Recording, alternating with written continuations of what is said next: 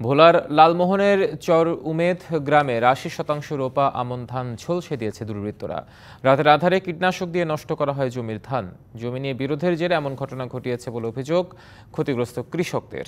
চলতি মৌসুমে টানা বৃষ্টি আর কয়েক দফা ঝড়ে আমন ধানের বীজতলা নষ্ট হয়।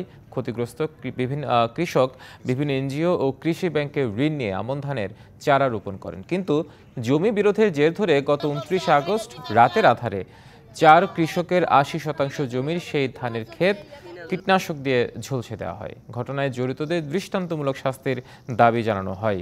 অভিযোগ পেলে ব্যবস্থা নেওয়ার কথা জানায় পুলিশ। আবু কালামের থেকে ১ ঘন্টা জমি আমার থেকে চাইছে, আমাদের থেকে মানে ওর থেকে বিক্রি করতাম। বিক্রি করি না দেখে ও মানে আমাদেরকে এ জুলুম, অত্যাচার, নির্যাতন। রাতের অন্ধকারে আইসা বনের ওষুধ স্প্রে করে দিয়া গেছে। সকালে আমরা খেতাই দিই আমগো অত্যাচার। এই জমিন যে চাষ দিছে রুইছে এটা আমরা কইতে পারি না, বুঝছেন? আর ওষুধ দিছে কে খাওয়া কইতাই না। যে কীটনাশক দিয়া ঔষধ দিয়ে ধান নষ্ট করছে জাতীয় কোনো কমপ্লেন, আমাদের লিখিত কোনো কমপ্লেন আমাদের থানায় আসে নাই। যদি আসে আমি অবশ্যই ব্যবস্থা নিব।